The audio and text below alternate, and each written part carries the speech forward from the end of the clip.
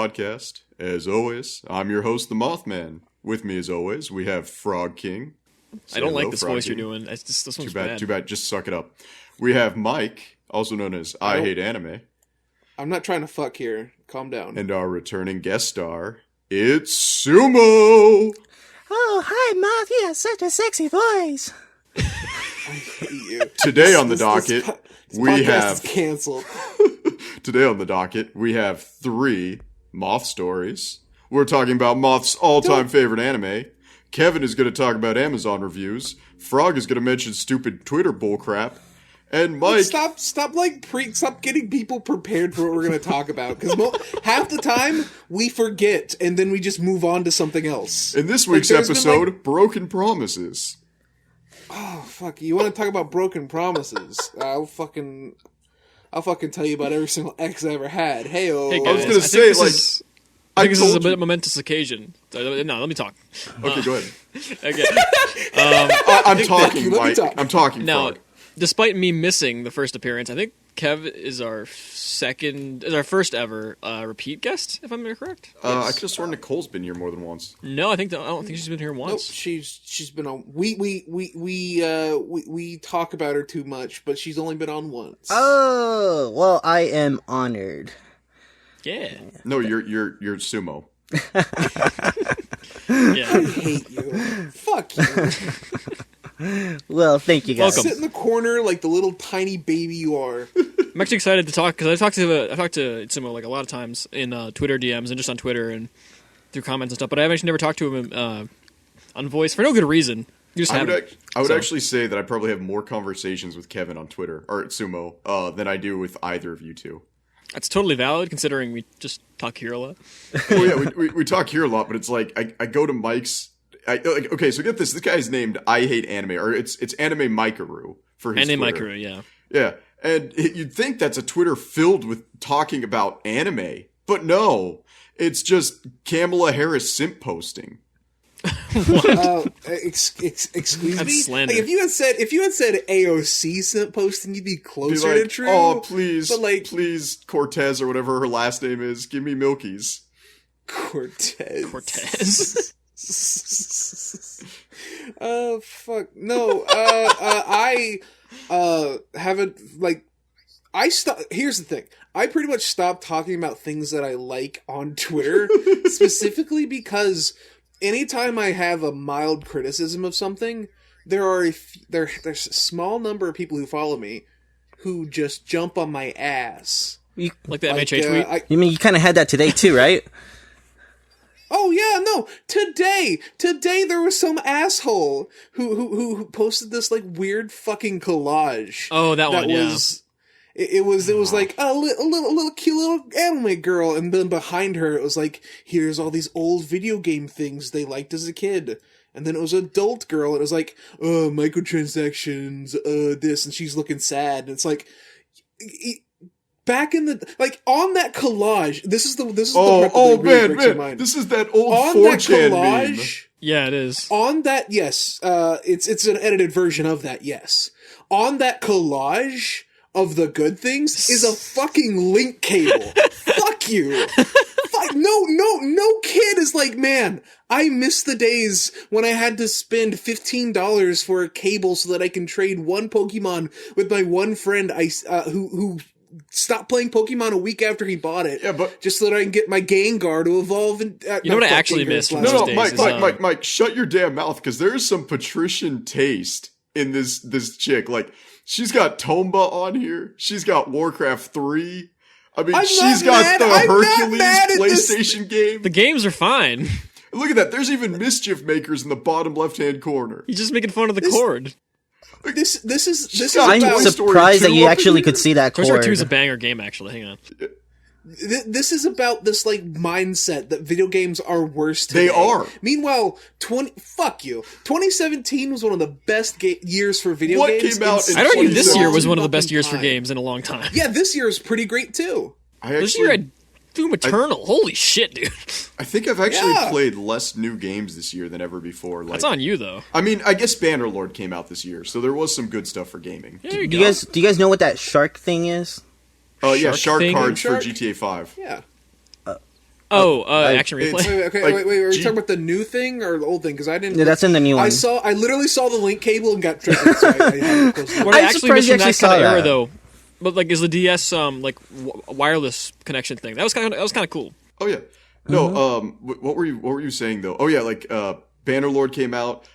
I really though I've just been playing like MechWarrior Online nonstop. This is more reflective of you than it is the game industry though. Yeah. Okay, but and like don't like that's the thing. Like you look at that meme, the memes about how like the game industry sucks these days, and that's still true. But the game industry sucked back in the day too, dude. Like did the entire like weird reactionary internet completely forget how fucking ET for the fucking but we're actually for the seeing a Nintendo repeat of that entertainment era system. because what happened was game developers realized it was a huge cash cow, and you only needed like 2 to 6 people to develop a game once upon a time because you're basically building your own engine for every single game, and they were only like 4 kilobyte files.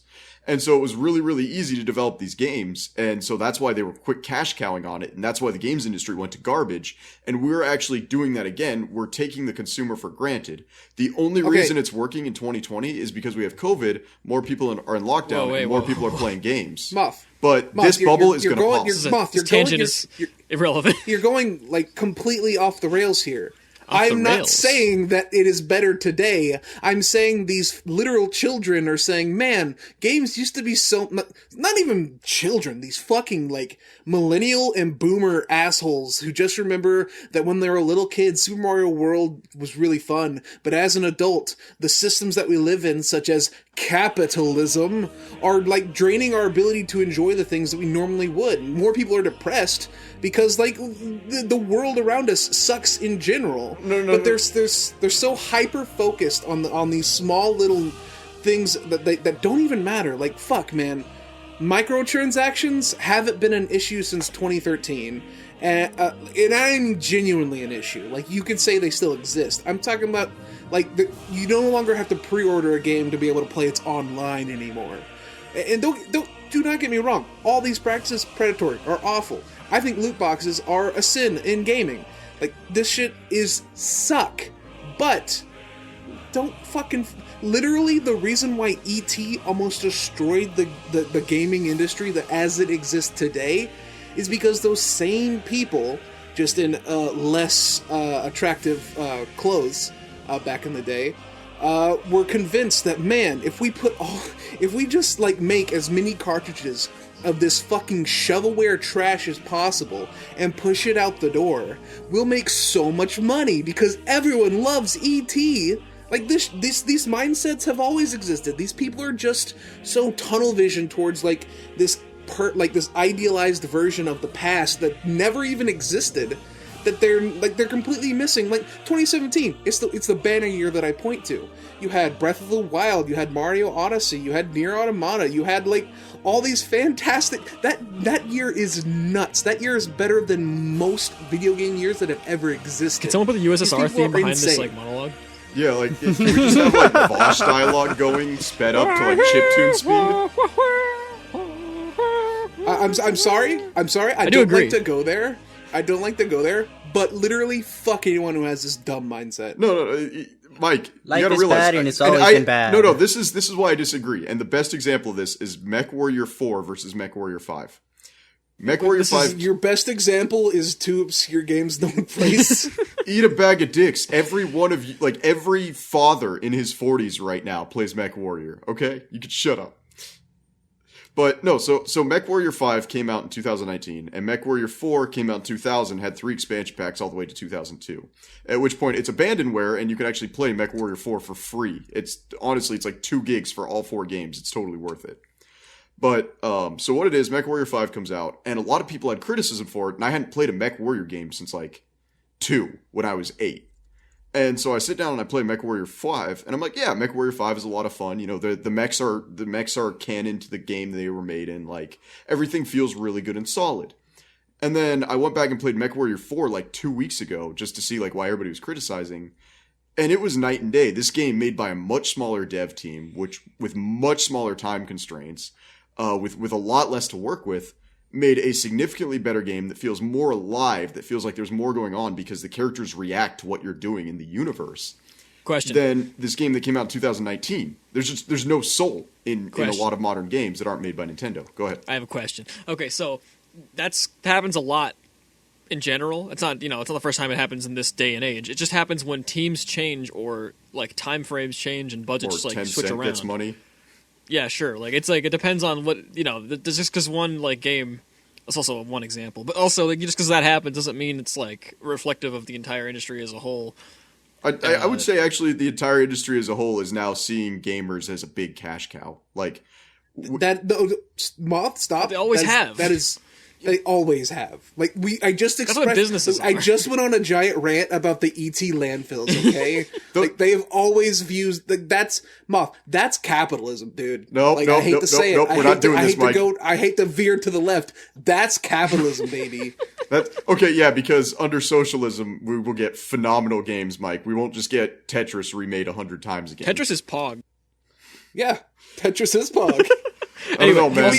Give me a I like 100 Puyo Tetris. Pop. Plenty a of little bit examples more. within the current age that are pushing games to be still great and stuff. So it's whatever. Yeah, like Toby Fox. Go check out New Blood Interactive. Oh yeah, Toby Fox, good example. Yeah, Toby Fox. All right, so Moth is over there snickering because he was like, "Oh yeah, Toby Fox, that's not a good example." Except Toby Fox is like the best legitimately example. a visionary video game creator. No, he absolutely is. He actually handled the morality system way better than Peter Molyneux could ever hope to. I mean, yeah, Peter Molyneux can't even figure out how to make grass grow. Yeah, Peter Molyneux, okay, you get a decision, end of the game. Do you kill your sister and get a sword that's good for endgame content that doesn't exist? Peter or do Molyneux you can't let even your lay any sister live? eggs. What?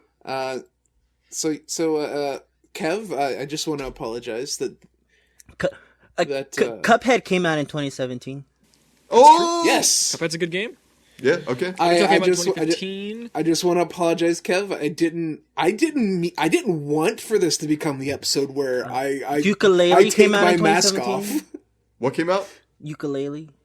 Oh, yeah, except it was bad. Sonic Forces came out in 2017. Yeah, okay. Kev's right. silence. I didn't say 2017 like all the games Madden were good. I just said Madden NFL 18 came out in 2017. Well, Madden comes out every year.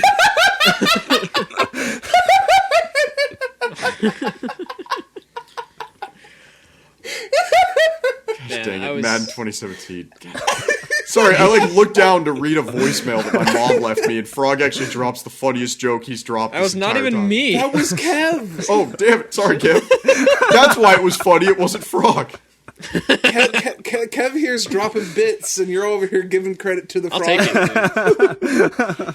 Dude. Okay, so before we lose all of our viewers this episode, because Mike had to talk about capitalism, It's not my joke. we got I mean, you had to defend capitalism. I'm just saying. we got 3 Moth stories, and then we're going to talk about some other stuff. No, we got other stuff. Kev, Yeah, what's up? How you doing, baby? How you doing? What? I'm good. I have the week off from work because nobody nice. nobody wants to be at work on Thanksgiving during the pandemic.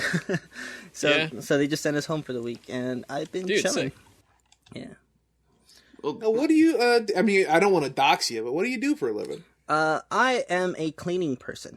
I work at a Nice. school and I clean toilets and shit. That's a redundant statement, Kev. It's funny though. We here at the We Hate Anime podcast are pro worker, so we're about that blue collar life. Well, honestly, I've never met a janitor who wasn't the most baller human being on the planet. It's actually completely fact. Or they're really weird. I'm pretty sure one of my janitors was an ex-Green Beret during Vietnam, straight up Rambo style, because this dude would just he was the nicest guy on the planet, but whenever there was an Asian student, he would just kind of give them a wide berth. Jesus Christ! Oh no! I mean, janitorial work is a completely valid a job to have if you are incredibly racist and want to hide it. That's good, Kev. I'm glad you got the week off, buddy. Thank you. I don't know how you guys feel about Zelda, but I'm kind of in a Zelda mood, so I started playing Twilight Princess again. And I like Zelda. I would say Twilight Princess has the best waifu in any Zelda game. So I mean, yeah. Oh yeah, Midna. Here's my opinion. I don't like Zelda games on a whole, but I don't think they're bad games. I was illiterate when fucking Ocarina of Time came out, and I remember everybody telling me it was a great game, and I had no idea what the hell I was doing, so I never progressed. Oh yeah, I mean, when I was a kid, I was never able to make it out of that first village. Yeah, the Kokoro Dokoro Forest. Yeah. What's your favorite Zelda game, Kev?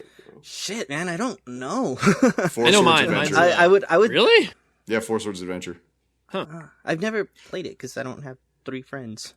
Well, you could have 3 friends and play the 3DS. You're talking to him. Don't say it like that. But I'm here with 3 friends. Yeah, there you go. Okay, so next week where we just have an Ooh. audio let's play of Four Swords Adventure. All right, let's Wand of do it. Gamlon, that was pretty good. I guess. Faces of Evil. Yeah. I guess I could say Wind Waker. I mean, that's the one I played the most. Good choice. I would. That's the go-to. I like Wind Waker. Like I said, I don't hate Zelda. I honestly think Breath of the Wild was the first time I genuinely enjoyed a Zelda game, and I just spend most of my time in Gerudo Village just taking screenshots. I mean, I cited Breath of the Wild as like a really good game from 2017, but Breath of the Wild is the first time I did not like a Zelda game. Because the dungeon sucked, right? Since a Link to not a Link to the Past, but since Ocarina of Time, I also don't like that one. No, it's bad, especially compared to Majora's Mask. I think they share a lot of similar issues, actually. But yeah, my favorite is Link Between Worlds, the Link to the Past sequel from 3DS. Nice, man. Okay, I like that one a lot. That one's really good. I would say My favorite go ahead. is Minish Cap. My wife actually the loves Cap. Minish Cap Yeah. because it's just a reminder that Capcom makes better games than anybody else. When they want to, and when they don't want to, they will make just the worst trash. When they Resident want to, Evil they make 5. RE2 make, and when they and like DMC5, and when they don't want to, they make Street Fighter 5. Operation Raccoon City. Resident Evil 5 is hands down has one of the most cinematic moments in a video game that I've ever seen. When when Chris raw dogs a boulder into submission. Yeah, when Chris raw dogs a boulder into a volcano. The single most cinematic moment in gaming history. Moth, wouldn't you say you're one of those people that doesn't like cinematic being used to describe video games? Well, he was making a joke. But you're participating in that. You are punching that boulder. You are mashing the square button.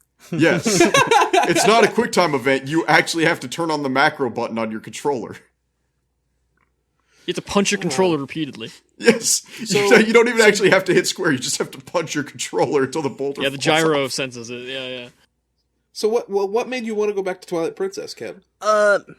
Honestly, I've been waiting, hoping that Nintendo would port over one of their old 3D games into the Switch, but it just wasn't happening, and I kind of caught an eye of my Wii U, and I'm like, hey, I forgot I have that thing, and so I just pulled it out and I started playing it, and it wasn't until, and I was kind of going with it, and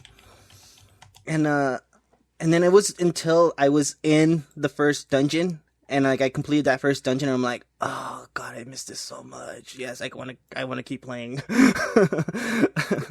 Twilight Princess 100% is like the most underrated Zelda game. Which one would you say? Well, I picked Twilight Princess specifically because I replayed Wind Waker a lot, and I've only ever gone through Twilight Princess once.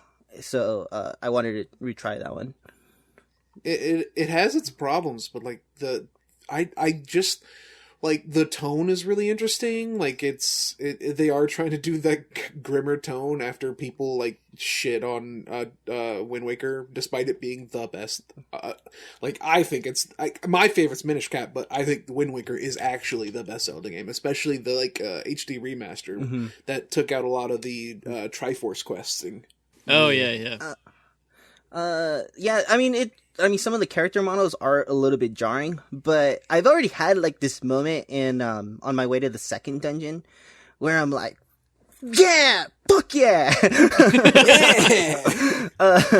It was when the kid Colin, he gets there's one of those little bratty girls that messes with him. She's like standing in the middle of the road, and the lead goblin comes from the corner, and like he's about to like run her over, and Colin like goes and just pushes her out of the way and saves her. And then when after Link saves him, he's like, I finally understood what you were talking about. Well, when my dad was talking about that, I needed to be more like you. I needed to be more courageous. And I'm like, hey, right there. He's the guy. He's the courage guy. It's Kevin. You actually reminded me. You know what I actually think is a good Zelda game, even though it gets a really bad rap? What's that? Skyward Sword. I've always wanted to get through it. I've always been super into the idea. Well, apparently the last dungeon is super good. Not a fan of that one personally. Well, I would say Skyward Sword does the characters way better than any previous Zelda game, but its gameplay is the weakest. Yeah, I agree with that. Like like the setting and tone is actually really good, and the art's really nice. But I'm pretty sure Groose single-handedly brought in the himbo fetish. Oh, Groose is great. Yeah, everyone loves Groose. I couldn't get Groose through is not where himbo fetish comes from. I'm absolutely positive Groose started the new wave of himbo posting. I couldn't get through that first dungeon. It sucks. It's not good. The actual dungeons and gameplay is just not good. Especially because like the motion controls just aren't all there. We didn't figure it out. Feels really and it's completely missing Midna. Well, I mean, she's only been in one game. Yeah, but Midna makes everything better. I mean, yeah, but mostly if she's just a cocksleeve.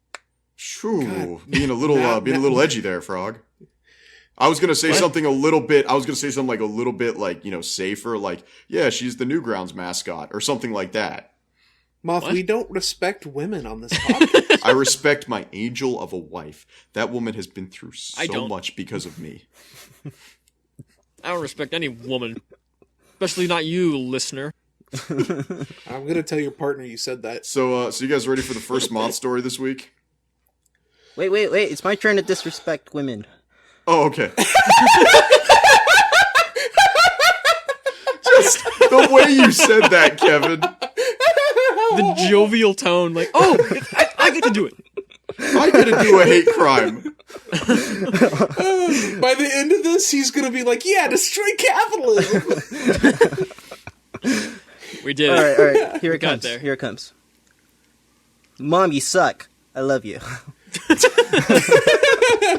You did it. I'm proud of you. Kev remains the purest creature. Love you. Right. You immediately had to take it back. Of course I take it back. I'm sorry, Mama.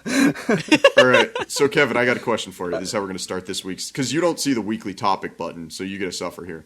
Okay. So I have a question for you, Kevin. Without trying to turn this into a diatribe about certain human rights and whatnot, do you believe that human sexuality is learned or is it nature? Is it a nurture or a nature aspect? Jesus Christ. Jesus Christ, man. What question is that? Like, do you believe somebody who is trans, like, they learn to be trans from Tumblr, or it's in their nature? This is a different thing altogether. Transness is not sexuality. Okay, but it's an identity. I'm just gonna start punching myself. I think it's a nature thing, man. Okay. And, what's weird is the Mormon Church actually believes it's nature, too, believe it or not. However... No, it's like the weirdest thing. I always have to reconcile that exact doctrine is that it's nature, not nurture. But for a long time, I actually believed that sexuality was nurture, not nature. Mm-hmm.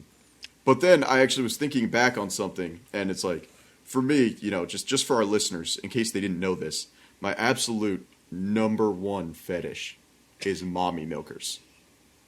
And I was like, man, is this a new thing for me? And then I went back to when I was 5 years old, and my parents took me to go see The Little Mermaid. Mm-hmm. And I don't know, man. I'm going to prison for this, but Ariel is hot. Wait, why would that be bad? I don't know, because I guess she was 15 in the movie. Who cares? She's also doesn't exist. I guess I'm a true libertarian because I'm habebo sexual or whatever it's called because of that. Hamoud Habibi. I'm a haboobi sexual. Baba Booey. I'm a Baba Booey sexual myself. I can only get attracted to overweight man children. Yo. I'm only attracted to old Howard Stern bits. I mean, I feel like I would have been more concerned if you were to say that Ursula was your bitch. Dude, Ursula's pretty hot too. But As someone who looks like Ursula, don't knock it till you try it, baby. but like I remember like vividly. I mean, that's just so much more like being like tentacle 5 porn. years old or like 5 or 6 years old. Like one of my earliest memories being 5 or 6 years old after seeing The Little Mermaid in theaters, and for like the next 2 weeks straight, I would fall asleep imagining her breastfeeding me. Okay, why is that bad? You're 5. How is that? How is that illegal? You're Well, it's just younger. like I'm 30 years old as of yesterday, and Hey, in happy 25 birthday. years that hasn't changed at all. I'm just So? thinking of 5-year-old Moth sitting around being like, am I a pedophile? Am I a Habibi file? Hamoud Habibi Hamoud. Am I like an Italian file, a Habibi Ababidi? I mean, Moth, I think your story is just, you telling us that you just want I just Ariel to be your mom. absolutely like no, but it's one of those things where like I had to reconcile it. I was like, yeah, because I've been messed up since I was like 5 years old. So it's absolutely nature over nurture. No, Moth, I think what this story really reveals about you is that you want to be dominated by sea life. Dude, no, because dolphins are doesn't? my number one most hated animal on the planet. Why? Fuck ever do to you? dolphins. They're rapists. Yeah, dude. they're Okay, yeah, but like, rapists. come on. Dolphins will be dolphins. Yeah. Dude, dolphins are rapists. Like we had a whole King of the Hill episode about it. We There was. did. That's a good episode of King of the Hill, too. Sure was. Whoa! All right. So for the next story, gosh, I don't even know if I should tell this one right after talking about being attracted to Ariel at like 5 years Barely old. even a story. It was just like just a question. No, it was like the hey, I You realized just grilled Kev on my, what his views are on sexuality and transness. Yeah, then told through him my about how 20 you want to fuck a We fish. did it. through my Moving on. 25 years of having a breastfeeding fetish, I understand that being trans is not a choice. We made it. We fetishized our way into acceptance. Just what everyone wanted. Just exactly what everyone intended. I think we can close the internet now. I think we're good. Yeah, no, we're good. We solved misogyny. I'm crying. Are you okay, Mike? Misogyny? I barely knew her.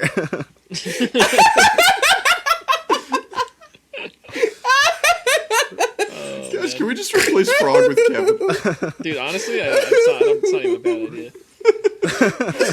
We'll just have got Kevin, more the zingers than rotating I do. guest, for when one of us doesn't want to show up. My audio's gonna be ruined from me cackling. Dude, mine's already peaked a couple times, yeah. Oh, I always set mine at like full ass blast, so I'm sure Mike has to lower the levels every time he gets mine.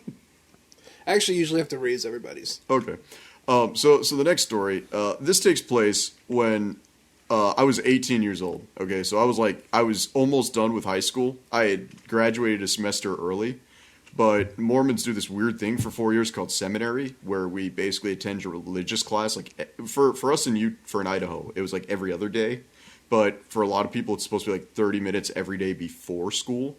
But Idaho's got a super dense Mormon population, so we're able to like write seminary into the curriculum. So if you lose one of your extracurricular activities, you go to seminary instead. So, do you guys have to like mecca it to Ohio?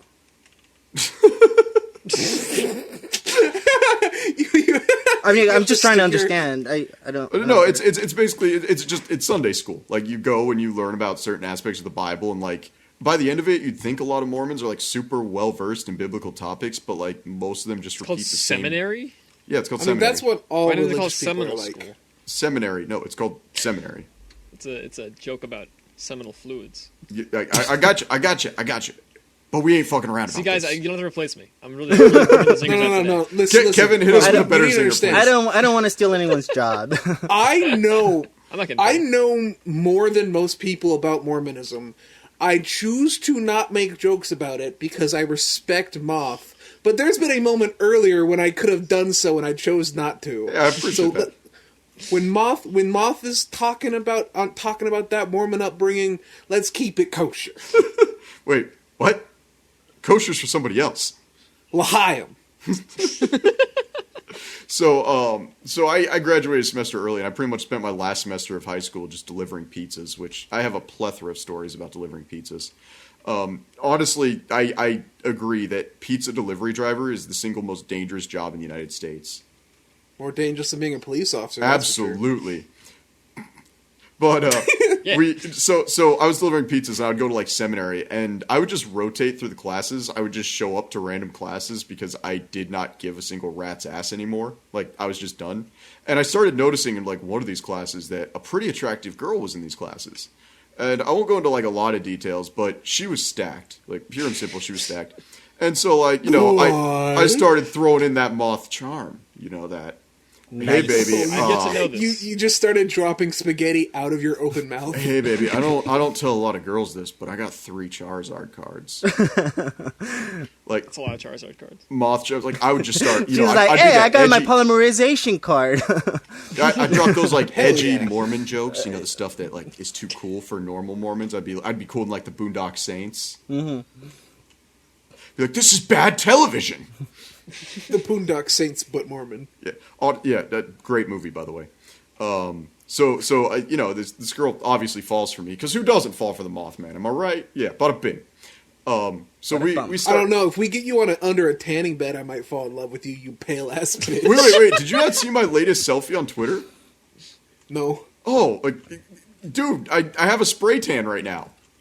Oh god, that's worse. Now I feel bad because I'm the only one who mocked him for being pale. Like, here, I'll drop it in guest chat real quick so like even Sumo could see it. But like, yeah, no, I got a spray tan right now. Let's Your see. hair looks let's see. weird. Yeah, because I got a mohawk. Nice. Wait, what? Why?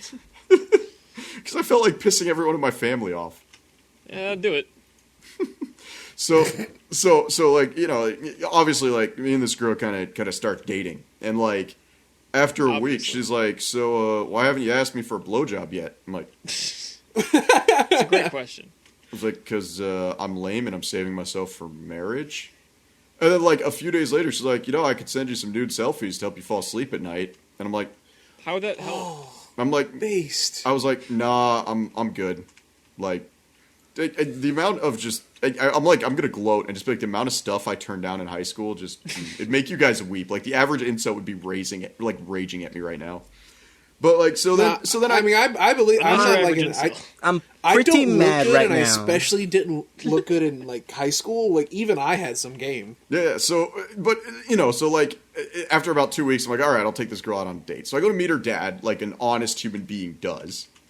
And I go there, and it turns out it's her stepdad. Her mother remarried because her previous father, like her actual biological dad, was, like, sexually molesting her. And so the mom got out of the relationship and married this new guy who is 6'5", black as night, 230 pounds of all muscle, and a cop. Damn. And this guy's like, so what's your plan with my daughter? I'm like, absolutely nothing. I'm like, what? My plan for her is to not end up in jail by the end of the week. You're like, sir, I think you should You know, be more I used concerned about to her. use this line in high school that did not do well for me. And I would say, what was your plan with girls in high school? And they didn't like that answer. I'm sure if you had asked that to him, he would have said, "I would arrest them." So, That's what a cop do. So we go on a date, and it's pretty like Unga it's pretty kosher. And she's actually like getting mad at me. She's like, "Why won't you sleep with me? Am I not worth it to you?" And I'm like, "I just don't want to sleep with you. Like, I don't want to sleep with people. Period." And she's getting like mad at me, and then finally she's like, "Is it because I'm 15?" Whoa. And I was like, "Record stop. Wait. I bet you were doing how I got in the situation. I was like, all Let me right. tell you. You told me you were 18. All right, I'm 18. I haven't dated a girl who's younger than 18 now because Idaho is real funky about that. And it's like, you told me you were 18. So I dropped her off at her dad's house and then just ghosted. I mean, yeah. I like deleted and blocked her number, like everything. I was like, I ain't going to prison today. I'm proud of you. Dude, I'm proud of you, Moth, for doing the bare felony. minimum. well, it's that whole episode of Family Guy with like, what was it, Brian or Quagmire, where it's like the girl had lied to get into the bar with a fake ID. I don't know. I've never watched Family Guy for more than like 10 minutes. Yeah, That sounds familiar. I was like, all right, deuces, I'm out.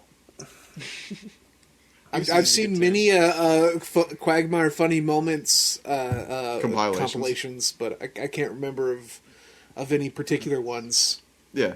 So it was just it was like one of those things where I'm like, damn, like what the hell? Like it was just so weird to me because I was like completely lied to. She's like, yeah, I'm 18. It's like this whole time, like, and I like told her I was like, yeah, I'm 18. You know, I leave state in like 6 months to go on a mission. Blah blah blah blah. Just like, you're not sleeping with me because you figured out I was 15. I was like, well, now I'm not even talking to you anymore. Later. Yeah, pretty much. And that's the story of how Moth started carding bitches. That's when Moth absolutely started going to cougarsforyou.com. Wait. Actually, good tangent. You know that like the Sci-Fi Channel and Comedy Central, like for those of you who still watch cable, like after 9 o'clock are pretty much like, nothing but bad dating websites and sex hotlines. Yeah, I've seen many farmersonly.com ads. Right. But, like, do you remember? I think it was actually late 2000s, maybe early 2010s. Like, they actually had one where it was like cougars looking for young guys to plow, and that was the entire day. It was free for young guys to sign up, and they could hook up with cougars in their area. This is sick. I remember those ads, and I used to jerk off to those ads. So yes, I remember Exactly. them. Let's see, your cougar dating site. I think it was called fucking Senior Sizzle. Senior Sizzle, I think, is something else.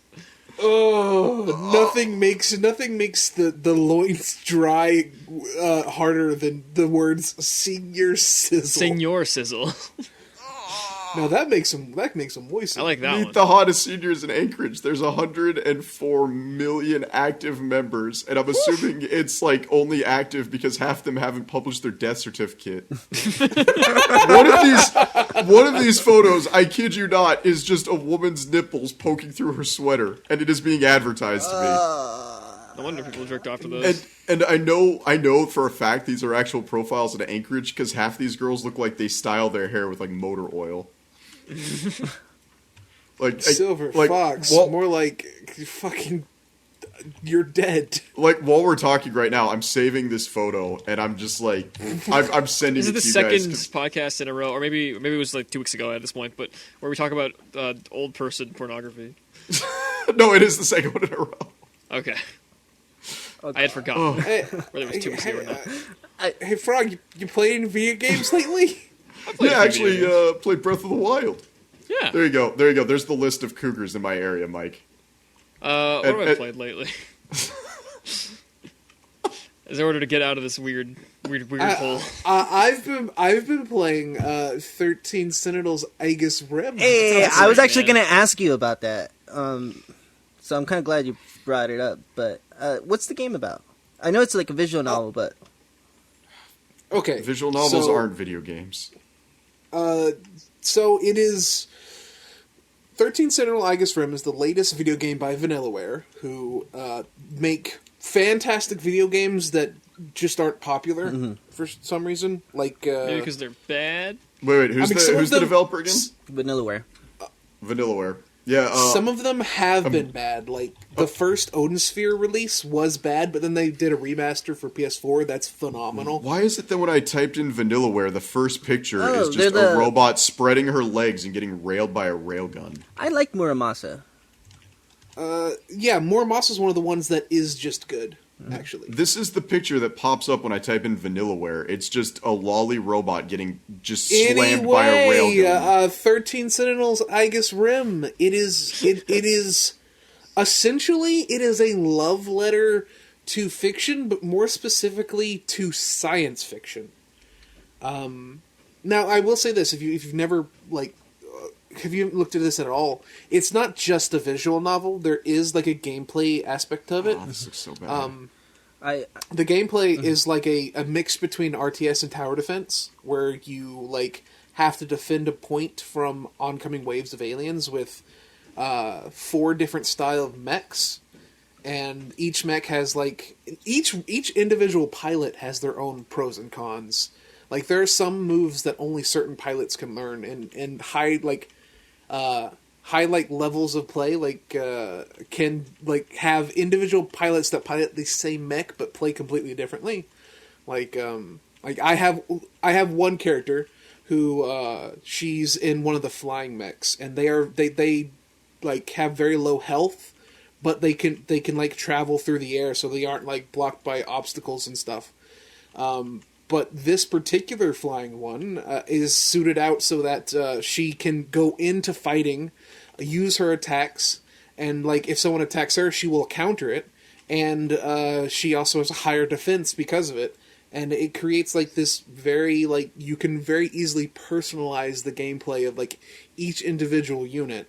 How's the customization? Is it like card based or something? Because like No, I was trying to get paladins where like every character is like set things that you can fuck with, so that it becomes cool.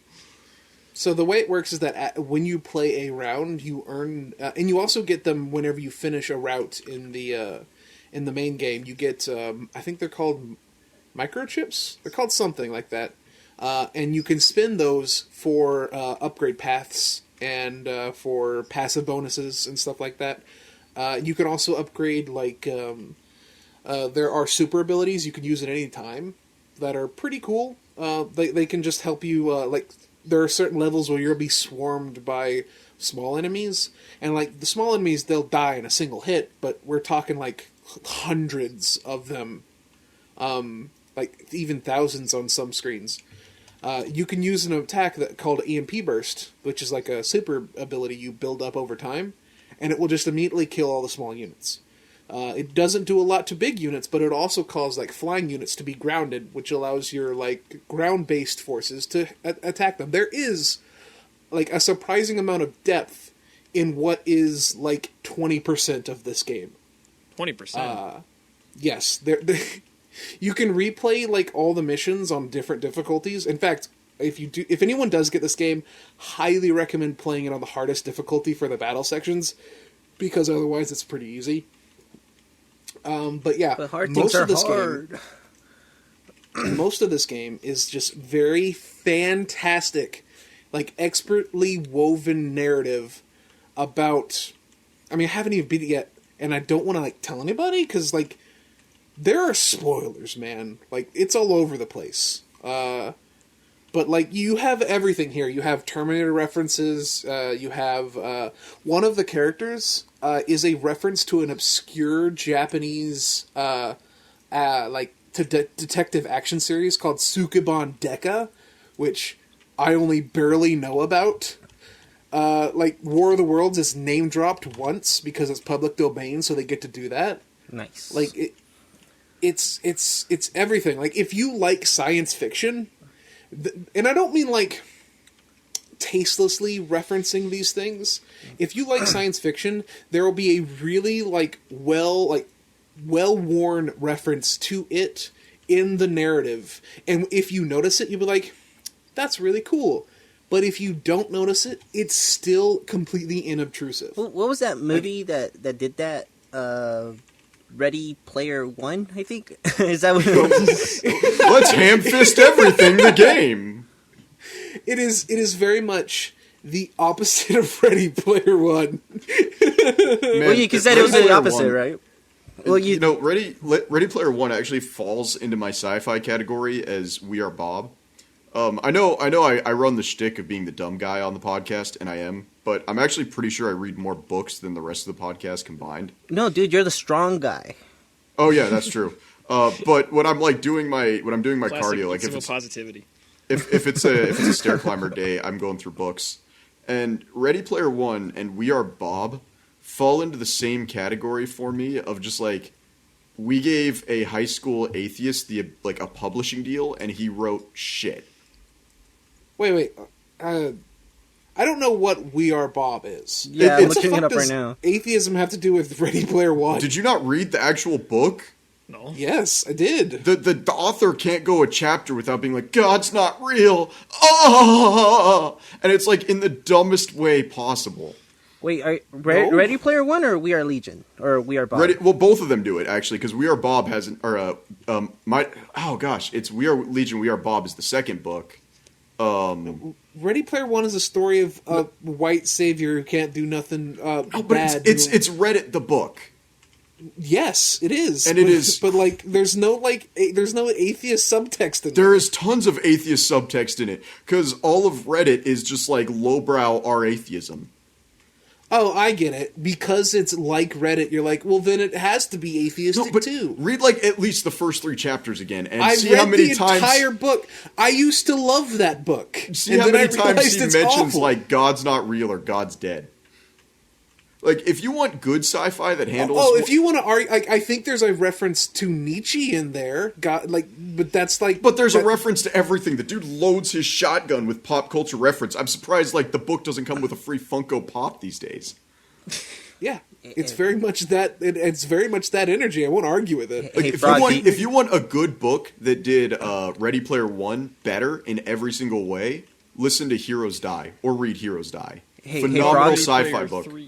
A phenomenal sci-fi book about corporatist utopia or dystopia. Hey, Frog. Yeah. So, do you want to take a step aside and let them do their thing? We can go make our own. Actually, Kevin, I've taken a step aside for about a year and a half at this point. It's similar. I feel like you're the only other person who would read this book series. It's actually the most popular fantasy book series right now, but I feel like you're the only person who might read it. Do you read the Stormlight Archive at all? I've never heard of it. Have either of you, like my actual co-hosts, either of you read the Stormlight Archive at all? No. The Way of Kings.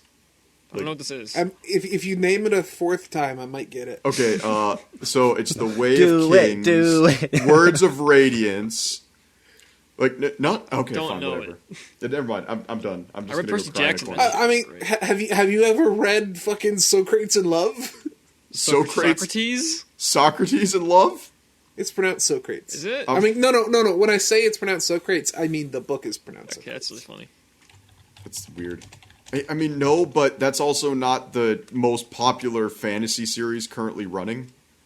Okay, but that's what I'm talking about. Like, I could name any number of like things that I would think are popular, but that are not. There's a difference between a 2004 manga that nobody gives a rat's ass about, and I'm not even kidding when I say it is currently the most popular fantasy series. You go to Audible and those books are listed. You go to Amazon Fantasy Series, it's at the top of the list. Like, it's you like go to Barnes music. and I don't know Nobles. anything about popular music. You go to Doesn't mean Barnes and I'm not- Nobles, and right in front of you is like the 4 books of the Stormlight Archive. Moth's over here be like, what do you mean you've never heard of Creed? Like, I don't care. The band, the About this boxer, thing. like, what are you talking about? I mean, I was going to say a different band, but I forgot their name, and I didn't want to stall the joke, so I just did the first band that came out of my head. That was Creed. Isn't that also Sting, where Sting came from? No? What is Sting? Is he from the Scorpions? It's from the That's a human wrestler. being. No, that Sting isn't a wrestler. Sting is the guy from the Dune movie in the 1980s. Excuse you, Sting is a wrestler. He's very popular. He was very popular in the 90s, but if I Google Sting right now, I get the musician. I would like see a Blink beast. 182. Oh, he was the Police. I like Blink-182. I also like You mean Blink. Steve Borden, Mike. Hey, Kev, what do you think about like Blink's like comeback album from like 5 years ago? That was Wait, Mike, are you going to tell me you like This show has Sting? the energy California? of like 2 parents fighting, and then they ask their child to like take their side. Wait, Mike, are you going to tell me that you like Sting more than Mick Foley?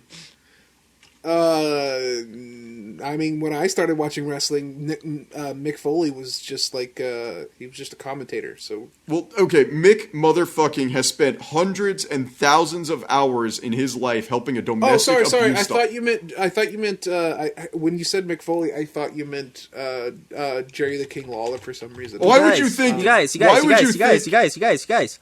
I'm the guest, and he asked me something. Oh, dude, he's getting commanding now. He's been on once, and now he's got the command grabs and the Like, text. he asked me a question. I want to answer it. Mick I also wanna hear the motherfucking Foley. He's Moth is like, I regret asking this guy to come back. No, I Taking like my moth.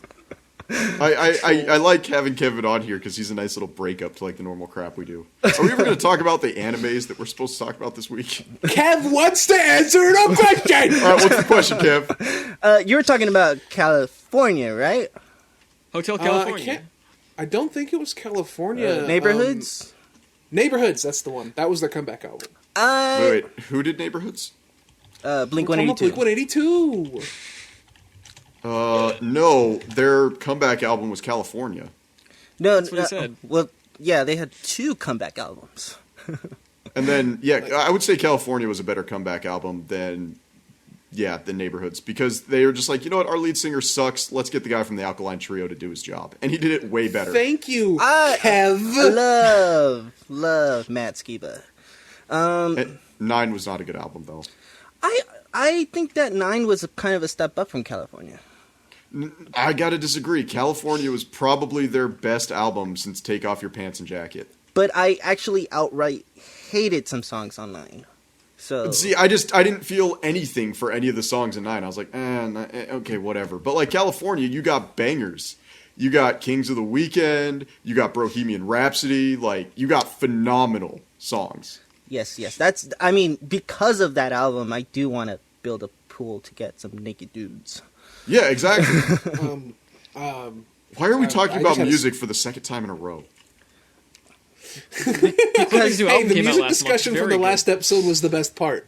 What's that? Can we just talk about the fact that Insane Clown Posse hasn't had a good album since The Great Malenko, and they put out 2 albums a year? You think Clown Posse has an album? Dude, Insane Clown Posse puts out an album every 4 months. It blows my mind. I'm sorry. Better question. Insane Clown Posse has any good albums? That's what I Yeah, was The asking. Great That's Malenko. what I meant to ask. I've never actually heard their music, but when I think of Insane Clown Posse, there's an episode of The Office where Dwight he tries to start a daycare, and he puts he puts a poster of Insane Clown Posse in there, and and he's like, see, it's for kids. Man. But yeah, the last Blink 182 album I listened to was Neighborhood. Uh-huh. And I remember I bought that the day it came out, and I hate that album. It's Holy I think crap. I They think have it had like 2 good songs. on it. Insane Clown Posse has been around since 1992, and they have 32,000 albums. I think you're talking about Slipknot. No, this. I'm actually on their discography page on Wikipedia right now. I'm They messing have with you. 15 studio albums, 17 compilation albums, 43 music videos, 9 EPs, 53 singles, and 2 B-sides. These guys may actually be Okay, the most accomplished musical Moth- group of all time. Moth, I just want to point out, what you just told us does not equal 15,000 albums. Pretty sure that was an exaggeration. They're like Viper the rapper, just like at this point with how much stuff they've put out. I don't want to talk about. The only time I want to talk about the Insane Clown Posse is if we're gonna talk about how like they're 2 like kind of wholesome guys, and like one of them has a daughter that's like a furry, and that's cool. And he's very supportive of her. Hey, You know, that's the nice. I would say the weirdest thing about Insane Clown Posse is if you actually listen to their music, which I went through a phase about 2 years ago. I was like, I need to see what everybody is, like why people like ICP. So I downloaded all their albums and forced myself to listen to all of them. How did you come out? Honestly, I just deleted them all He's off my the man iTunes. we see before us today. That's how he came. I out. deleted them all off my iTunes. No! Don't give me that, because I heard that Ariel story. No, they have this like weird thing where it's like respect people, but once they give you consent to do something, just straight up raw dog it. Like that is the moral I get from pretty much all their albums. Like I know more about here's the deal. Insane Clown Posse is incredibly popular in the American South. Who would have thought? no kidding. I know a You know a mean lot where about Fuego Insane is? Clown Posse. You know what? Fair to Fago, it's actually not that bad of a drink. Just saying. Dude, the cotton candy Fago's pretty good. Sounds disgusting. I know a lot about the Insane Clown Posse. I have dated juggalettes. Dude, they are the They're best. called juggalettes. Yes, they're called juggalettes. Dude, juggalettes are the best when it comes to makeup, hands down. I do not ever want to talk about this band ever again. No, but like dating juggalettes is like Juggalo is that's the a male guilty equivalent? pleasure of mine. Yeah, Juggalo's the male equivalent. Wow. Yeah, no, like juggalettes is like a guilty pleasure of mine. This is definitely someone's cup of tea, and it's not mine. Like I'm just googling Juggalette on Bing right now, and it's like Jesus Christ. it is the best white trash you will ever see in your life. Oh, it's a. I'm just googling Juggalette on Bing as a sentence I didn't ever want said in Like front of me. I can smell this picture just looking at it, but it doesn't mean any of these girls are any less attractive. It's a jugala in Juggalette Spanish. on Bing. It's jugala. It's jugala in Spanish. Hoogala. Jugala. It's like one of the most disgusting and attractive pictures I've ever seen in my life, and I just sent it to the group. Let's see it. Oh. Here you go. Here's Delete, another one. delete. This is the spirit of the American South right here. Is the second pick. I don't want to. Don't Why are tell we showing me pictures right the now? No one can spirit see of this. the American South. Yeah, and also that. I was going to say that, but then you had to is talk bad about the American content. South. If you want to talk about the American South, we'll talk about how we are people obsessed with losing. We'll do that. Oh no! Like here's even better. I have an entire Second Life page dedicated to somebody who makes custom Juggalette avatars. What was Grand Blue Dreamin'? Yeah! I'm made it. Grand Blue Okay, so let me dreaming of break down killing this show myself. for all of Please, because, Moth, the before way we Moth talk put about it- this show, Yes, I Grand. want you to. Huh?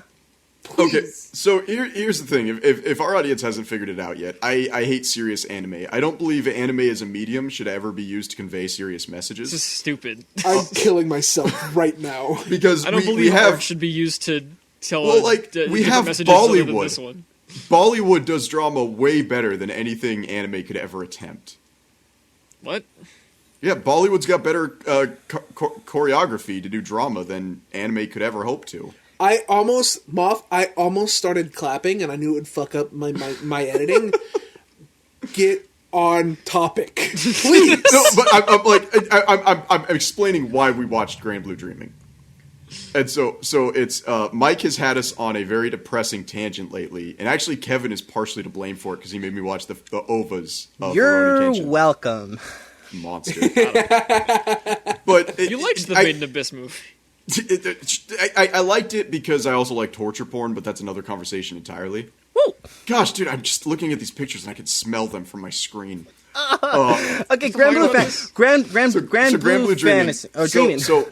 No, Grand Blue Fantasy is bad. Grand Blue Dreaming is good. Why do we The have to only- get our guest to be like the wrangler here? This is the worst. Yeah, Mike. No, it's not his fault. Excuse me. Fuck you. By the way, the only good anime that ever came from a gacha game is One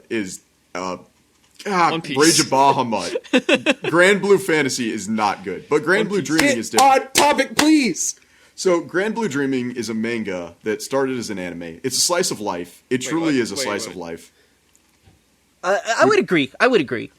Okay. I know you So called it's it. I know Mike told you that it was a comedy in the last Well, definitely episode. is a comedy. Yeah, but it's Well, definitely a slice of life. So it was a slice of life manga, and it takes place in it's a topic we don't talk about a lot because we had a lot of and by we I mean the anime industry. Wait, hold on, Moth. I think that you should definitely give a in your face to Mike. In your face. I don't know. No, fuck you. This is a I have watched 3 episodes of the show. It is a comedy. It is a I don't slice care of if you want to life. say it's. I don't care if you want to say it's a slice of life. There's no life being sliced here. Would you say It's The just Office gags. is a slice of life? Yes. Yes. Okay, yeah. Then this is a slice of life This as is not well. the same as thing. This is not even close to The Office. You're welcome. So okay. So it takes place in college, which is actually I really enjoy that because I'm so sick of high school animes that a comedy that takes place in college is a breath of fresh air for me. The entire premise is a guy goes back to his hometown to go to college, basically, or if not his hometown, the town where he's got family, because he gets into a college, and he's looking to join a club, and he ends up joining the diving club, the college's diving club, and it basically just becomes Blue Mountain State, the anime. It is. Okay. No, I've seen and love Blue Mountain State. Fuck you. They're not comparable. They are that the- absolutely comparable. It's is got that the- hazing, is that the- copious amounts of alcohol, and STDs. Is that the Pocket Pussy show? Yeah, that's the Pocket Pussy show where the guy It's can't. the one where the dude takes a dump for his drug test.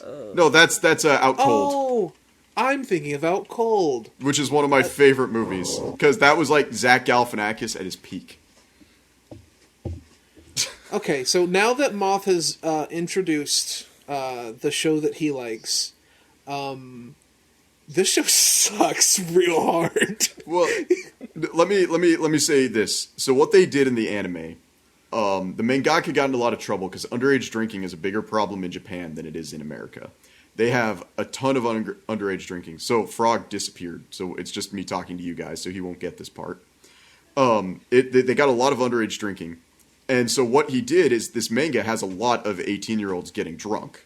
Like, it's a ton of 18-year-olds getting drunk. That's the entire show. And the mangaka gets in trouble for it, and they're like, so you're promoting underage drinking, which is something we're trying to combat, is the Japanese government. He goes, no. As soon as he opens the door to the diving shop, he gets isekai'd into a world where the legal age to drink is 18. That is his defense for why there's a ton of underage drinking in the animes. He gets isekai'd to a world where the legal age to drink is 18. You know, The thing you just said a response to me saying it sucks? Because No. I'm giving you guys backstory. So in the anime, what they did is they raised the age of the main characters that nobody in the anime is under 18. They're all 20. Oh, that's really interesting, Moth. This show sucks. but you know that makes so much sense. Yeah, at the beginning of every episode, they have a disclaimer that's like, underage drinking is a serious problem in Japan. Oh, Please they don't did do that. I mean, Yeah. I never bothered to read it, but there was a huge Kev, disclaimer stop being when you started impressed. each Please episode. stop. So I that was fun trivia. I can't help the fact that Mike has no taste in anime. Okay. Positives. I think the opening is it's really fun. It is the best DDR track I've ever heard. That's on gets you, Bob's. It gets you really hyped. Yeah. My only issue with the opening is that they pronounce amor as amore. Dude, but it works. Phonetically, it works for the beat. It's also just kind of joking about French. That's all. Yeah. Fuck you. Wait, amor is Amor is That's- French. It's Italian. So It's when also I was French. it's part of the Romance languages. It's all the same. when I was watching this show, I was watching it on the treadmill. That's usually when I do most of my anime watching. And Nice. when this song comes on, I was just like, I was into it. I was dancing. It's fine. So that's a positive. I think I love the ending too. The ending's actually kind of fun. It's cool. It's like a fun. Yeah, little- it's the ending's where they There's like a are karaoke. apologizing for getting drunk during karaoke. No, they're just karaokeing. They just yeah. are karaoke. Yeah. It's just, it's good. I think the character designs are pretty much like Fine. I don't want to say yeah, that's the thing. They're all distinct. Wait, when you guys were watching, even did you the get to two the buff episode dudes where they look had to play different. tennis? No, you didn't. No, we tell watched the us first 3 episodes. Okay, I'm trying to remember what episode the tennis episode is. I think that might be number 5. The last episode we watched is when they were trying to get the lady to Tried to date go. rape the lady into doing the pageant. Yeah, trying to date rape her into a beauty pageant. Oh Yeah. God, yes. That entire anime is just, what and obviously it doesn't work for you and Frog, but I was talking to Frog about this before you joined the call, Mike. The funny thing is there's one joke in the entire there's 2 jokes. Get drunk, get naked. Those are the 2 jokes. And No. The 2 jokes are get drunk, get naked as a single joke, and then the other one is girl sees you get drunk, get naked. And goes Yeah. baka or pervert or something. Yeah, and so those are pretty much actually no, when they were helping him move in and they kept rearranging his room, you cannot tell me you weren't laughing. I was not. That laughing. was a variation of get naked because it was just being embarrassed. Do you know my favorite thing from these 3 episodes that we watched was when he's having breakfast the next morning and the guys are trying to hey, we're gonna go do this thing today, and he really doesn't want to go. And then the sister, the Onechan of the cousin, she's like, do you even know what your room looks like? I also love how this dude just literally just does not care. He wants to get with his person who's also his cousin. Yeah, he absolutely wants to smash his cousin. Like Both his cousins. What's nice is the main character is completely irredeemable, and yet they don't try to make him redeemable in any way, what? shape, or form. Wait, the main character just gets pulled into these situations he doesn't want to be a part I mean, of. he's here's a the garbage thing. person. Yeah, His but then 2 he sinks senpais- into it. his two senpais, the guys you think should be absolute pieces of human trash because they're like 22-year-old alcoholics, are actually the most redeeming characters in the show the longer it goes on, because you find out like they hold down stable jobs, they're honest guys, like they don't cheat on their girlfriends, like they're just like good dudes. And yet you have these two guys who look down on their senpais who are just absolute trash bag human beings. Yeah. No, I feel like it's we watched a different show. Grand No, Blue Dreams is I agree. Yori's a piece of shit. yeah, the main character's a garbage. No, I don't think he's like. I don't think he's a paragon of virtue. I think he's a college kid. Keiki is also a great character as well. The fact that think they he's never still- sexually prey on her actually made me really happy while I was Who's that? watching. Who's that? Keiki is she was the girl that was in the tennis club that joins them. I think. Don't like, in know episode- that. Thanks, Moth. I'm glad that character is nice and pure. That character we didn't see. You should have seen her. You're You watched 3 welcome. episodes. Yeah, we watched 3 episodes. You told us to watch 3 episodes. Don't expect us to watch more. I also really liked when the older sister, not the Onechan, she says, she's talking to her friend about male sexuality, and we find out in episode 3 that the friend is this really promiscuous friend. He's a lolicon. What? Yeah, no. What? No, she's like, she thinks that he's gay. He's gay. Oh, he's bi. Like, yeah, she thinks he's bisexual. That I thought was fine. That was kind of funny. That- That character's there- also the there only was character I actually one- like in the whole show. Because There was one joke in each episode that made me laugh, and considerably hard. Mm-hmm. That was one. The other one was there was whenever they were doing the here's your water bit in the first episode, and and it was just alcohol. caught it on fire every I would time. have been funny Like, if they didn't granted, repeat it like 7 times. that's when it That's- stopped being funny. That's what I was saying, though, is the best part about Grand Blue Dreaming is there's 2 jokes that they tell over and over and over That's- again. That's a and bad they never thing. get That's old. not good. They do get old. Okay, here's another thing, though. Grand But Blue hold Dreaming- on. I mean, to its credit, it's a mechanic, or it's an exercise of creativity to tell the same joke over and over and over and over and over. I would and over I would and over. agree if the Is it an exercise of punchline creativity? ever It's an exercise of changed. monotony, if anything. So, but another thing about No, I Grand was Blue lying. Dreaming that's actually really, really good is Grand Blue Dreaming by far has some of the best single panel frames. If you freeze frame a bunch of different scenes in the anime, like all the faces always look good. Like, the I hated reactions- that. Moth, you know what? You're completely right. I do think Asobe is a good show. Asobe, yeah. No, but like Which is just this show.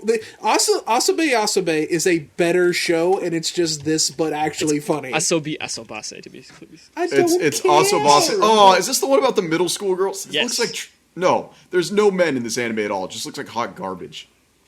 That's not how you this determine is- production quality.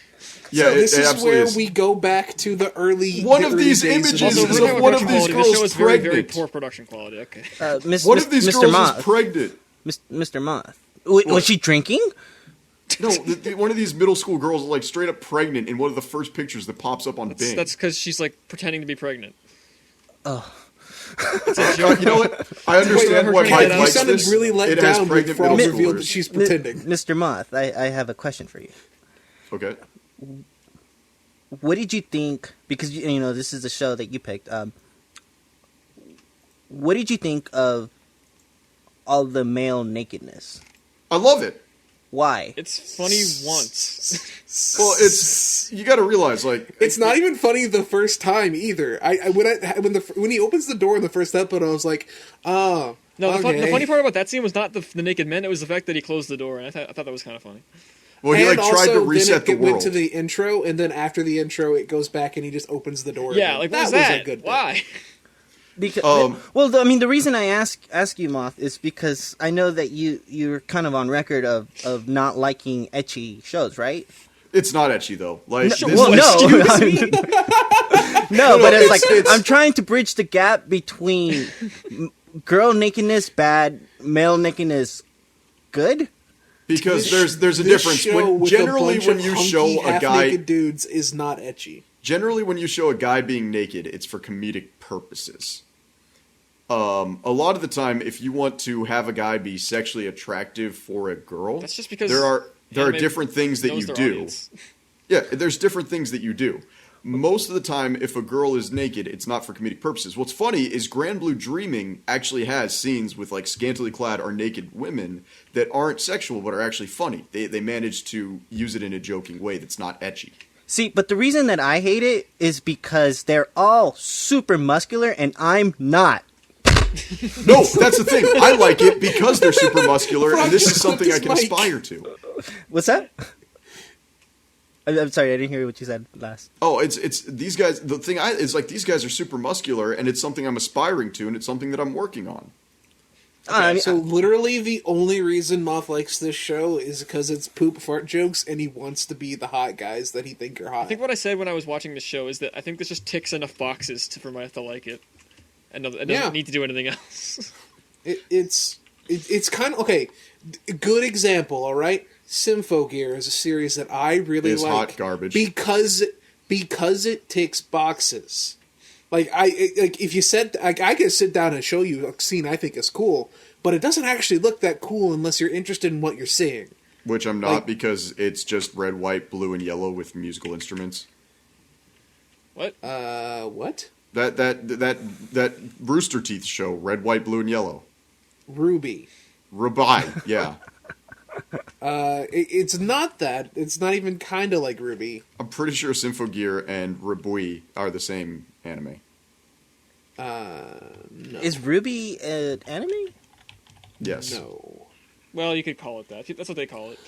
I mean, you could call it an anime, but like you're stretching definitions. Yeah, Okay, this just then. looks like a crappy Magical Madoka thing going on here from these screenshots. All right, then I demand Cow and Chicken be an anime. It is. Kev wins. What? It's So you won. You won the win. You podcast. win the internets. I'm sorry, you guys are all talking at the same time. What? Again, Kev's a better organizer than any of us ever have been. yeah, no. It's honestly Grand Blue Dream. Like getting back to Grand Blue Dreaming, it's a comedy. At the end of the day, Yes. you have to go in lowbrow, dumb brain, and That's just not go. what a comedy means. I want to see jokes. I want to see great reaction Do you faces. know what I want to. Community is a show that is like absurdly funny.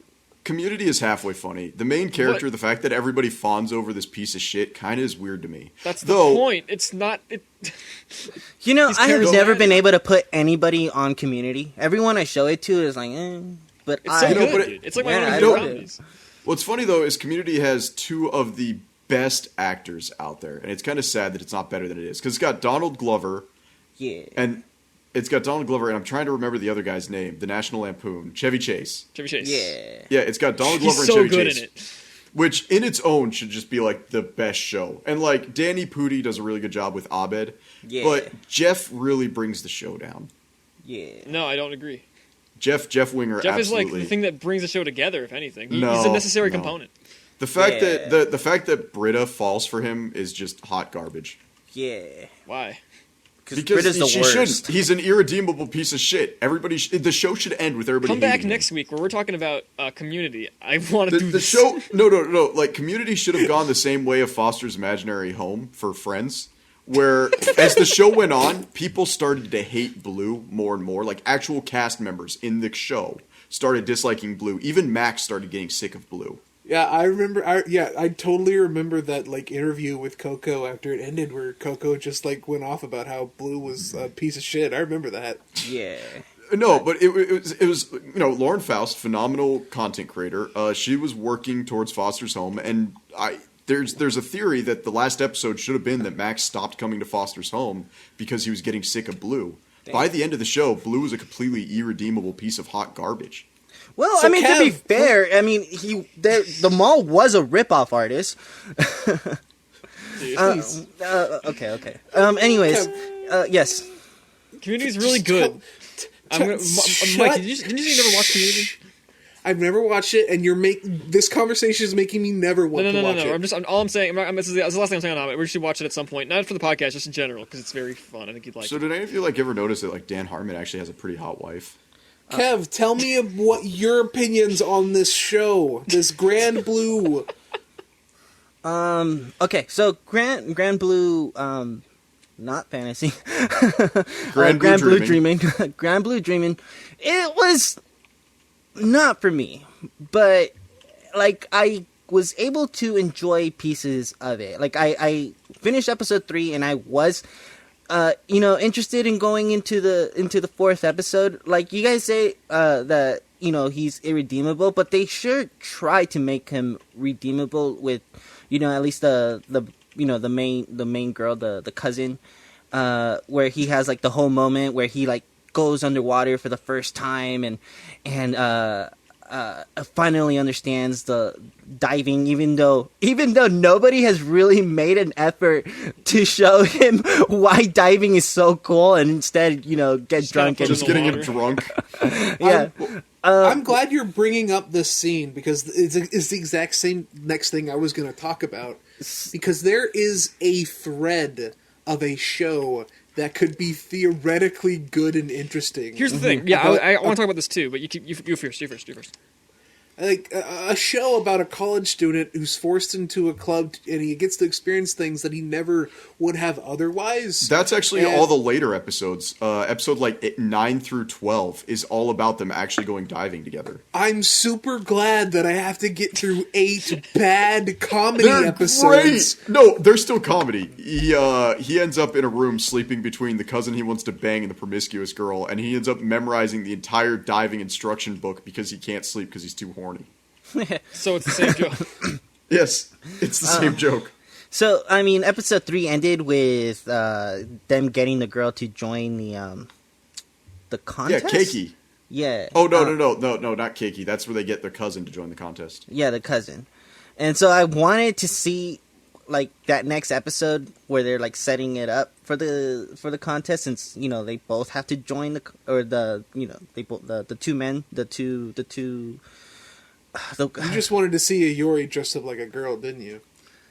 That was pretty great. No, we didn't see it. That's in the 4th episode, Moth. I was making a joke. It's a. Here's my problem, Mike. It's like you watch anime, you have to find some like greater purpose to an anime. You have to be like, oh man, this totally opened my eyes. No, it has to be funny. If this show was funny, that would be enough. That's It all is I hilarious. need. Look, it is actually, you are the first 2 people I've ever talked to. I've been like, man, that was the funniest damn anime I've ever watched. Okay, A, you hang out almost exclusively with normies who don't watch anime. That is... B, like, there was someone in our Discord server until recently named Candy, and you got Candy to watch it, and they liked it, and then they stopped liking it very quickly, because they realized it was the same joke over and over. Yes, but once again, as Kevin said, there is actually an art form to telling the same joke over and over again and having it be funny you every said. time. When Kev said that, he was joking! No, I said I was not. lying. There is actually masterful storytelling in being able to tell the same joke over and over again and have it not get stale. The problem is you guys thought it was stale from the moment it started, so of course you don't see the brilliance that is this anime. Kevin can make jokes like this that are way funnier than the show. Kevin should write a show. Thank you. Well, I mean, since you guys mentioned it, let me sit you guys down and pitch you an idea for a show that I have. Let's go. Oh yeah. So I was thinking about a show, or no, not so much a show, but like a comic strip, where like the joke every time is that okay. I'm sorry. I'm rambling. I just wasn't expected to be put on the spot right now and actually be told. I was not expecting, for you guys to kind of tell me like, hey, Kevin, you could write a show. Well, thank you. I'm flattered. So I want to take this opportunity though to tell you guys. Okay, so I had this idea the other day when I was driving home from work, and I'm like, hey, wouldn't it be like this little four strip? I'm gonna beat you, Kevin. 4 comic. I'm gonna drive to Montana and beat you. I definitely am in Montana, so I'll wait for you here. But California. And but it's okay. So this guy, it's like I don't know the name yet, but like this guy, he's like, hey, here's my friend, the communist, right? And so he's like, but his friend isn't actually a commie, and he acts very normal, and so the punchline every time is, he's not a commie, but it's like, Okay. I haven't actually like sat down and storyboarded anything. Seems like some weird Rocky and Bullwinkle spinoff. Hey, you know what, Kev? I'm just gonna say I think you got something here. Yeah? Because I think it's hilarious when the joke is the same every single Are you kidding time. me? Frog is over here talking about how much he loves Community, and the joke is the same every single time there. What? What? Thank you. Hang on. Excuse me? Yeah, Thank you, it's Frog. Jeff is a piece of human garbage who redeems Thank himself you, at the Mike. very No, end it's every Jeff single is episode. charismatic and has to dig himself out of holes he makes for himself. So it's the same joke every single episode. That's a thing that can apply to a very many situations. Okay, do I'm you- just saying, like, Community and Grand Blue Dreaming are the same. So No. you guys think I got a? You guys really think I got a shot at making a show? You know what? Oh, FX yeah, would absolutely. pick it up. Thank you. I was thinking about reaching out to Netflix, but I'll go FX with- will pick it up. They'll pick up more than Netflix ever will. See, there's not enough naked children in your show for Netflix to pick it up. But there's a fake commie. Nope. That's still FX. Actually, it'd be a real alt-writer in FX would pick it up. I would not say Archer is alt-right. So it's like what I was kind of thinking was like, hey, look at this guy over here. You know, he wants the social programs for all. You know, and then like, and he goes like, did he tell you I'm a commie? And he was like, yeah. And he goes, He's just a normal sock dem. I'm like, guys, I just need you guys to know that. Wait, is this show about Donald Trump but making fun of Joe Biden? No, what? No, this is What about a are you regular doing, Mike? guy at the office who Dating the thinks episode. who thinks that his coworker is a commie, and so he's going around telling people that he's a commie. And then we're like, hey guys, did he tell you that I'm a commie? And then we're like, no. No, yeah. He's telling everybody. I just wanted to let you guys know that I offered to pay for McDonald's today or some shit. You know? Kev, I'm losing you a little bit. What's the main plot hook of this? Gotta pick up That, the that, beat gun, that you he's gotta not pick a up the communist, but his beats. buddy keeps putting him in situations Oh, now in I get it. South Thank you. America. Yeah. Oh, sorry, now I get it. Okay. Bible Yeah. Belt So, America. so there's a fascist, right? Right? Am I getting this right? Oh man, that would be great, right? I have an idea for a comic that I'd want to great. do one Oh. day. So Sure the it'll premise work is out. that there are actual demon hunters run by the government. Okay, this is- and I realize that a lot of animes are treading this path right now, but there's a lot of demon hunters, and to So the become one a episode of Grand Blue demon, Dreaming stars these two dudes who kind of try and date rape a girl into making to do like this weird not communist. You have communist on my mind now. can I tell my concept for a comic, please? You, Like you my know, story? Moth. You know, Moth. Stick a cute demon girl on it, and we got a show. No, there's not going to be a cute demon girl on it. To be a demon hunter, you have to have a link to the spirit realm, so that the spirit can actually fight the demons for you because like- they're metaphysical beings. We can call her not Nezuko. Yes, not Nezuko. And so what actually has to happen is you find out the reason there are so few demon hunters is because demon hunters go in pairs of 2 to the academy, This is just and that then one they have world to of- kill one of the other demon hunters, and that demon hunter becomes a spirit, and they're linked to the demon hunter or to the demon world. And so it's the story of a woman who killed her husband to become a demon hunter. What is this mouthwash? That's That's the story I want to do. that's so much more thought out than my idea. So And yet it's not as good.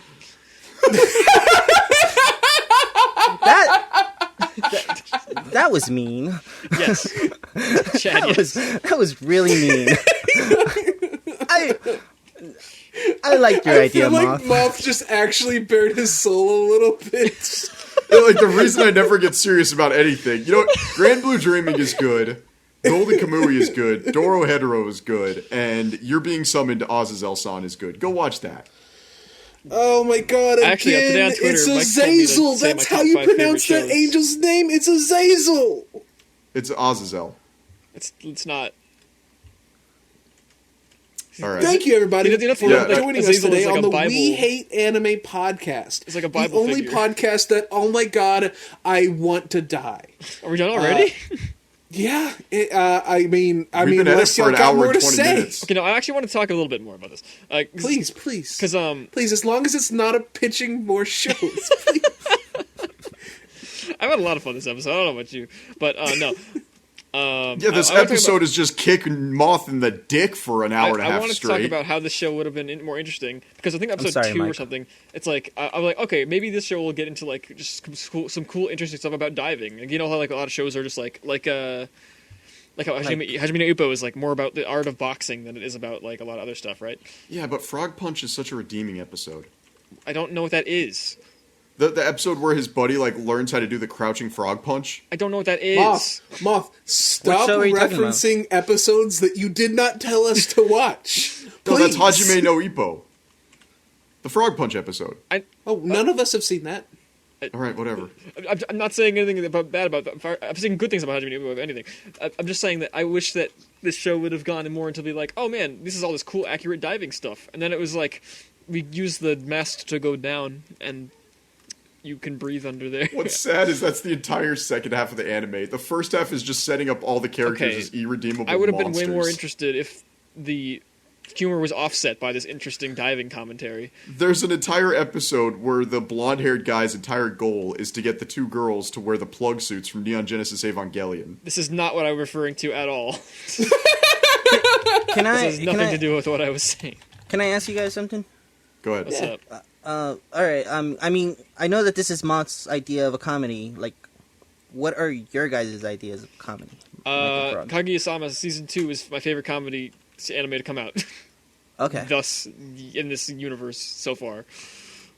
Okay. My favorite like comedy anime that just off the top of my head is probably Magical Circle Guru Guru, which does like the goofy comedy thing, but also the comedy's the B plot to the characters actually doing things.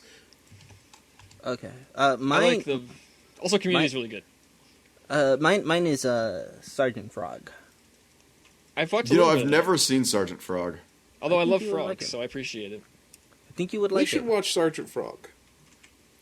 Sergeant Frog is really good. I actually have a should have an video episode on on Sergeant Frog. Do you? I haven't seen it.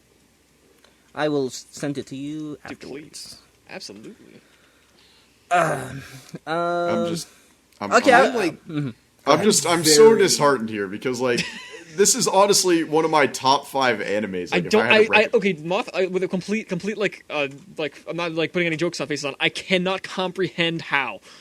If you were to ask me to just send you 3 comedy animes, like here's 3 comedies you should watch. I can understand I Golden would say- Kamuy because I see like I can see No, a lot of charm Golden behind Golden that. Kamuy isn't. It wouldn't be in the comedy section because Golden No, I know. Kamuy, I'm just talking it about has shows a in lot general of that you like, you love a lot. I understand that. I can understand that. I can understand Dorohedoro 100%. I don't get it with this one at all. It just doesn't No, seem like that special at all. If you asked me to send you 3 comedies, like just hey Moth, give me 3 comedy animes, I would tell you Grand Blue Dreaming, Gintama, specifically the battle arc they did where they were trying to break plates on each other's face, and Community. Azazel-san. oh my god, Frog! I figured it out. What's up? He just laughs at the funny faces. I mean, yeah. That's it. That's the whole thing. Have you guys ever seen the Gintama episode? It's like 3 episodes where like the I have not 3 seen a single strongest episode of characters get Goku'd because they're stuck on a toilet without toilet paper. What does getting Goku mean? Getting Goku'd is like when he's the strongest character, so they have to take him out of the show for a bit so that the other characters can get their ass beat. Oh, I see. No, I've not seen a single episode of Gintama. Kevin, have you seen those episodes where like they're all stuck on the toilet and they can't go out and fight because they have to wipe? No, I haven't seen Gintama either. It's like the forced. Oh, never mind. I've read a chunk of the manga and I don't like it. It's just hate everything. you sent me a lot of clips out of context, Moth, and I haven't found them very funny. I've seen clips of Gintama and it looks interesting, but I've never sat down to watch it just because I heard it has like a crazy number count or something. Well, Episode count. here's the thing with Gintama. This is what they won't tell you: is Gintama is very hit and miss, and I would honestly say only about 30% of Gintama is genuinely funny. But the episodes that are funny are above and beyond. There's an entire arc where they change genders, which is hilarious. Like, there's an entire gender based around Rule 63, and it's hilarious. Moth, you just told me 20% of a show that has like 500 episodes is good. Yeah, but like I hate you. I but, hate like, you so much. Bleach has 300 episodes, and only 20 of them are good. Yeah, but I don't like yeah, Bleach. Bleach sucks. But I don't defend Bleach. Okay, but I'm saying, like, you know, with Gintama, there's like, watch like the first 10 episodes so you understand who the characters are, and then find the arcs that are good, and I can recommend those arcs to you, because there's a lot of, like, not good filler. But overall, when the arcs get funny, like the episode where they're all fighting for a Wii is hilarious. Like the arc where they're standing in line to get a Wii is hilarious. But like, do you also think the show we're talking about today is hilarious? and it's just the same joke every time. Here's the deal. Like, I'm not saying it's wrong to enjoy that. Because I get it. I do. I know loads of people who would, like, think every episode of this show is a 10 out of 10. But, like, I need some, like, variation in the setup and in the punchline. Like, there's a nugget here of a interesting, like, could be a good show. Could be a good comedy. Actually, no, I don't like the characters, but I like the one character. Which one? Thanks. I like the girl with the purple hair, the tomboy. Oh yeah, she's cool. His nephew? No, his cousin? The bike girl. You mean the big titty Onisama, like, delinquent piece of shit girl? Yeah. Yeah, she's great. Yes. She's good. She activates the almonds. The two, like, cousins are really uninteresting, but There's actually an entire sequence where the chick with, like, the massive titties who's always drunk and can outdrink all the dudes, she actually looks at the main character and she's like, "Alright, I can tell you're being a little bitch. Do you just want me to pop your cherry so you can be normal?" Wow. I'm totally shocked that is something that happens in this show. I feel like you're not.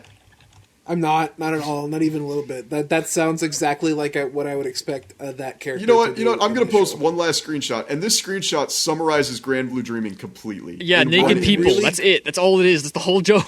It's naked people. Also, we can't show images on the podcast. It's not a good way. Mike, when you do the episode image, just use this as part of it. It's naked people So- running on a beach. Like, Yes. Moth, That's if not you funny. told me I just, like, here's the deal. Moth, when you tell me I really like the show, I think it's funny, I'm like, cool, comedy subjective, that's valid. But then when you come around disheartened, like, how can you guys not like it? It's like, you understand. Like, you even say it only has, you said it has one joke. I jokes. gave you, like, extra wiggle room. I said it had 2 jokes. I said 2 jokes, and then you turned one of those jokes into the other joke and said it only has 1 joke. That's even more generous because he had even more then ideas. that's for what the 3 jokes could be. technically. Aha! See, this is what it feels like when you don't like the thing that I like, Moth. We've accomplished. Look, I just wanted us to have a change of pace because all we ever watch is the most depressing garbage on the planet. And we're going to even get worse because we're going to have to watch Tokyo Godfathers for Christmas. And kaiju later. Okay, Moth, okay, everybody, thank you for listening this far into the episode. The next episode is going to be over Tokyo Godfathers, which is an anime about how Jesus is cool and hope exists in the world. And Moth's over here crossing his arms being like, it's going to be depressing. There's not an anime that's more hopeful than Tokyo Godfathers. All right, tell you what, I'll make a deal with you, Mike. There's literally a moment in the movie where Jesus shows up and is like, "I will guide you, my children." Except it then turns out to be like a cross-dresser, but still. Okay, I'll tell you what. We'll balance out the Christianity in the episode. Next week, we watch Tokyo Godfathers, and I'll shut the hell up about it. But please watch the first episode of Azazel-san. Azazel-san. I will watch the first episode of Azazel-san. I will watch the first episode of Azazel when you pronounce Azazel correctly. All right, Azazu. You need to, okay, Moth, like, you need to understand, okay? Zubufu. You need to understand that I used to be deeply religious, and I am still to this day into this shit. And I like religious imagery. The religious parts of Tokyo Godfathers are really good and actually really cool. Like, the climax is amazing, and it's all about how a small miracle saved the life of a child. It's good! I can't Oh wait. my god, I'm turning into Jerry Seinfeld. That's what you're doing to me. You want to go get coffee later? Are you love trying to to. fuck me? We'll get in the car while we get coffee. Like, it's fine. Hey, Moth, I want to recommend you a show though. Really? Because the last show you recommended for me just made me depressed and confused. Well, this Well, is that was a recommendation for me, not for you. well, you know, now I don't want to tell you. No, tell me. Just tell me so I can shoot it down. Wow. school- Encouraging words. No, now I really don't want to tell you. Just tell me I the want to damn hear your show. recommendation. It's School Rumble. Oh yeah, Moth, you would love that, actually. Like that is a better version of this show that you made us watch. Do you like Nichijou, Moth? I hate Nichijou. Okay, why? And I hate that other one that was super popular with AMV Hell for a long time. I'm trying to remember what it's called now. Why do you not like Nichijou? Nichijou's funny faces the show. You know what's better than Nichijou? The Daily Lives of High School Not Boys. much. Did you The just Daily Lives, I like of that High show. School Boys is steps above Nichijou. I know what that no. is. Have you guys read City? I mean, since I'm asking Tell you Ron. what, because I actually respect Sumo, he hasn't been on the show enough for me to despise him like the rest of my co-hosts. I will watch High School Rumble. What is High School Rumble? It's School Rumble. I don't know, but it has the most like is Guido a slur? What? Isn't that a character from like? Star Wars? No, it's a word That's that Greedo. refers to. It's a word that refers to people from Jersey. Okay, yeah, it's got the most Guido-ass looking dude on the cover. Yeah, and he's the best boy. Oh, you mean? He's talking about Harima. Yeah, I know what he's talking about. I've seen School Rumble. I like School Rumble. It's fine. But like you just described a Boncho as Guido. That was very weird. What? Okay, so it's not a racial slur. Because people from Jersey aren't people. I mean, that's true. That is true. I've never Yeah, been no, to Jersey he's not before. a Boncho. Like, when I think Boncho, I don't think of a twink with a bad mustache. A Boncho literally means like a tough guy who's like the leader of a gang.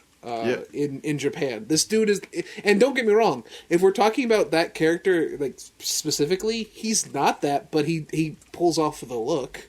Okay, I was gonna say, like, if you want an actual Boncho, you gotta read Congo Boncho. The third best manga of all time. I'm jumping off a cliff. I've never heard of it. Do you not know what a Congo Boncho is, Mike?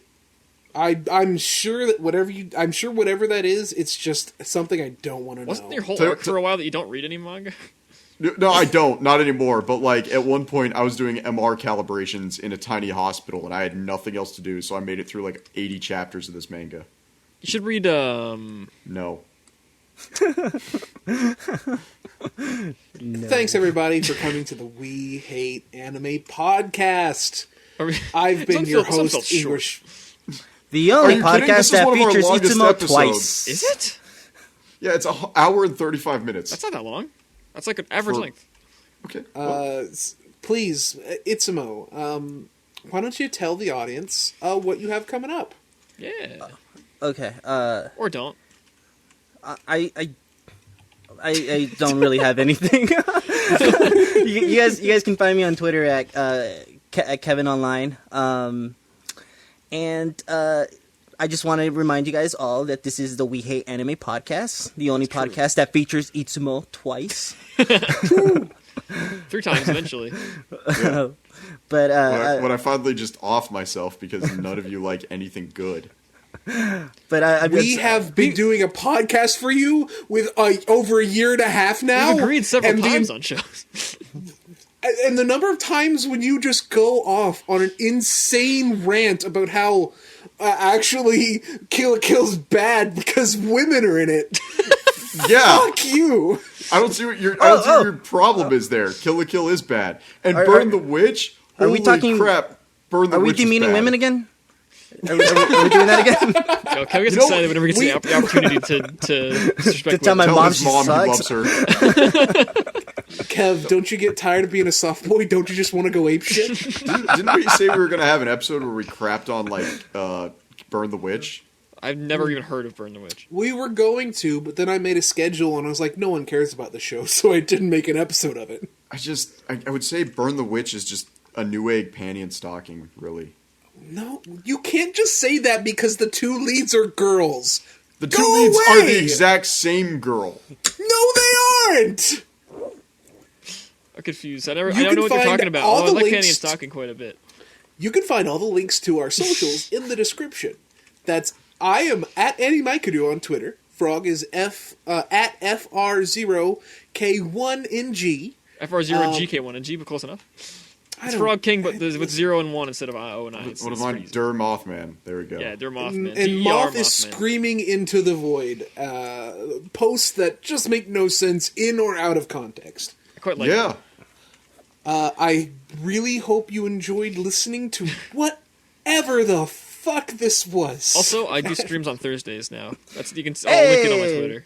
Hey. Although it's probably not going to last for very long because I have a job soon. But Oh yeah, I'm proud of you for getting another new job. yeah, it's going to suck. Thank you for Bye, joining, everyone. and have a wonderful day. I hate employment. Why do I do it? Well, I need to. I need to do it to eat. Also to live. I'm recording still, but I usually just ramble for like a solid 20 seconds so that Mike has something to put in the outro. This is probably getting in, actually.